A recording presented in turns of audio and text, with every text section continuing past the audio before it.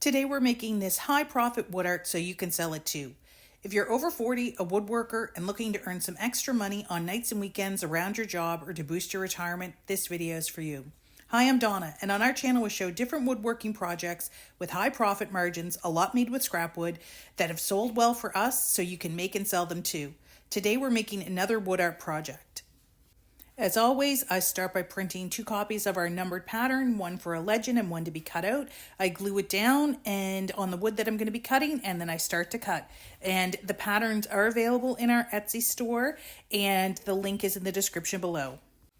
And we have some exciting news. We've created a new website, ideas2ididit.com, and there you'll find project info, pictures, our blog, and if you sign up for our newsletter, we will send you a free wood art project. It'll be emailed to you immediately. We are working on in-depth tutorials that will expand on the techniques that you see here.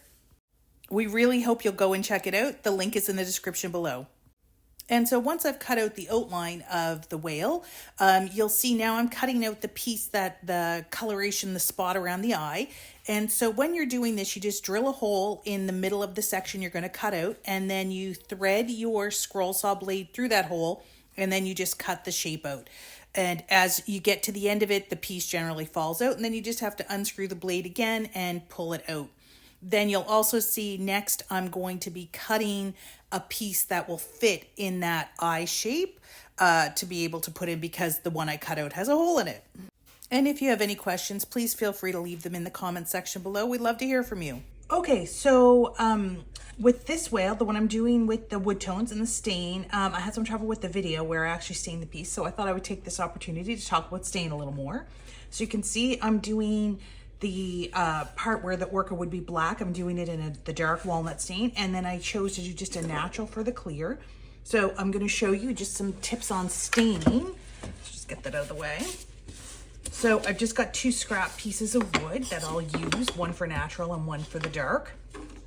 Now what I like to use is the Minwax old school oil stains. They are smelly, but they work really well. But if you prefer water-based, go for it. You could also use a watered down paint that would give you the same tones. That would work as well. So I just keep a couple of brushes that are dedicated to stain, so I don't mix them up with my painting brushes. And generally I have, I would call this small, and then a tiny brush for detail work. So for this one, I won't need the tiny one. Okay, so the way I like to do it is I would start with my lightest tone, so it's going to be the natural. So when you're staining wood, it absorbs into the wood and creates the finish and color. So it absorbs differently. What you'll find is the edge that has been cut will really suck in that stain, versus the smoother edge, which has been sanded smoother, it'll just sort of sit more on top of it. Now you might not be able to see it as much with this natural one, but you'll see I'll put it on, and you can see how it really just sucks that in on the cut ends. And it's not so noticeable here with the neutral, with the clear stain, but when you do a color, it really does make a difference. It'll be a lot darker. And then you just kind of wipe it back, and then you have your stain. So that's not wet anymore. It's not cured or dried. It takes a good 24 hours for an oil-based stain to dry, but it's not wet to the touch. But you would just let that sit and dry. The clear, it gives the natural tone of the wood a really great chance to come through. It doesn't have any color to it. So for my darker tone, I'm using the dark walnut by Minwax. And this one is very dark. So you're gonna really see the difference when we do the cut ends versus the top.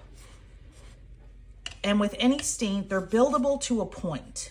You can put on multiple coats, or you can leave them sit for a bit longer, and it will give you a slightly darker color, but there is a limit to how much they can build.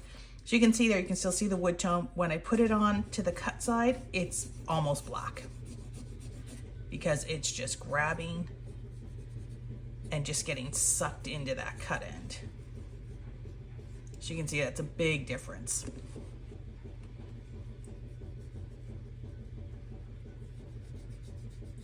So this can actually play to your advantage when you're doing wood art with the pieces cut, because it helps create that natural shadow. So again, you would just put it on, and then you would just rub away the excess. There, I'll give you a better shot of what's actually coming off this.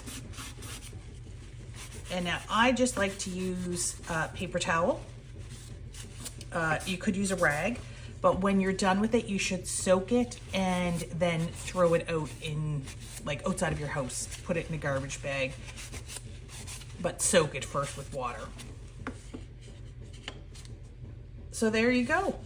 You can see, so you can still see the green. Now with this one, let's say I want it to get this darker. I could put another coat here. And I could just let it sit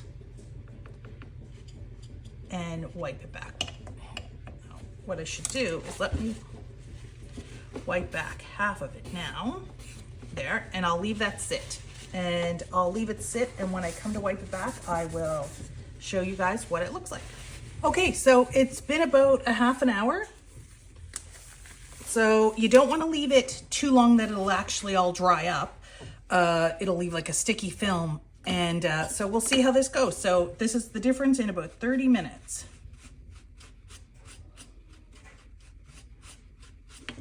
Okay, so there's a noticeable difference.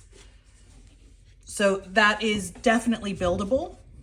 And so you could probably even try for a third coat, but I doubt if you'd get a whole lot darker on that. The type of wood you have also makes a huge difference. This is pine. It doesn't tend to want to go super dark. So anyway, I hope that was helpful.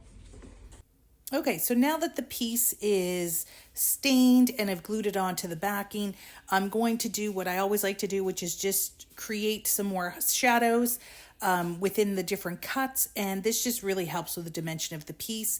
I do this on most of my pieces. I'm sure you've seen it before.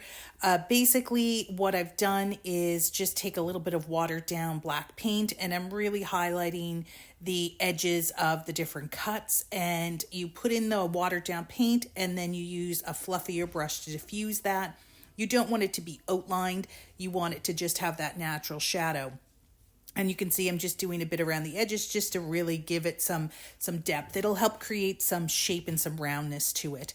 I've done a full in-depth video on this technique. It's on our channel. I'll put it in the description if you want to go check that out.